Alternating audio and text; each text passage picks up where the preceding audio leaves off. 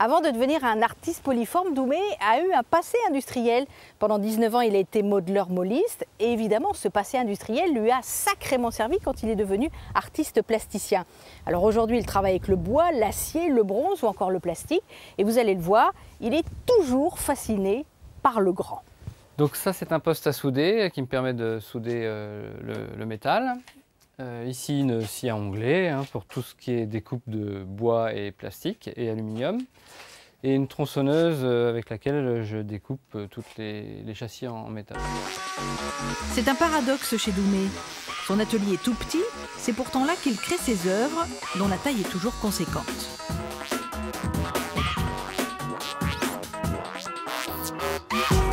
En fer, en bois, en aluminium, en bronze ou en gaine souple. Chez Doumé, à la base, il y a toujours une émotion. C'est mon premier travail sur une émotion négative suite à une friction pendant un repas de famille. Voilà, quelque chose une image qui m'est venue brutalement. Voilà. Il y a beaucoup de gens qui ne peuvent pas l'approcher, celle-ci. Je pourrais peut-être désherber un petit peu le... Moins conflictuelle, celle-là, sur fond de rupture professionnelle cette fois, avec au passage un sacré clin d'œil à son grand-père. C'est ce que j'ai ressenti quand j'ai changé d'activité et de vie. Voilà. C'est le fait de lâcher quelque chose, d'aborder autre chose, de découvrir quelque chose, une autre façon de vivre, de penser, une autre ouverture surtout. Je crois que c'est une autre ouverture. Mais la liberté pour Doumé n'aurait aucun sens s'il n'y avait pas le partage. Donc sur la partie inférieure, je pense qu'on mettra des morceaux de capot. Ouais. À l'image de ce qu'il avait fait avec des Australiens de Beachport, il a donné envie à une poignée de Fertésiens de participer à son drôle de vaisseau. Pas des artistes, mais des habitants lambda qui se sont pris au jeu. Tout le monde a voulu se mettre au cintrage, à la soudure. Je pensais un petit peu au départ que chacun ferait des choses là où il se sent le plus à l'aise. Finalement, tout le monde a touché à tout. C'était assez marrant et enrichissant.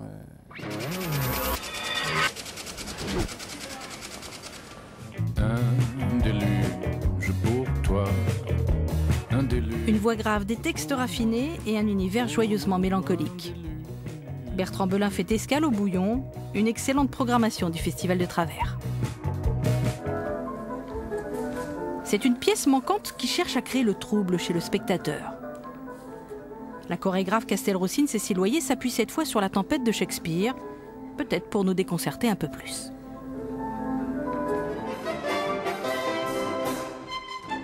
On savait que les saxophonistes étaient un peu timbrés. Bal de sax revient avec Shakespeare et Mendelssohn, parce que la musique classique, ça n'est pas forcément ennuyeux.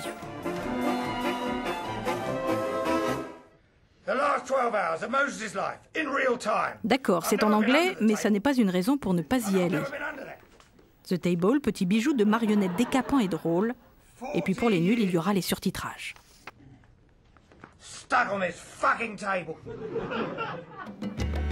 Et pour finir, Carm Village, 3 ans d'existence, donne carte blanche à Joam. Ambiance à la Edward Hopper, entre nudité et désir charnel, un hommage plus qu'appuyé à Kate Carmen.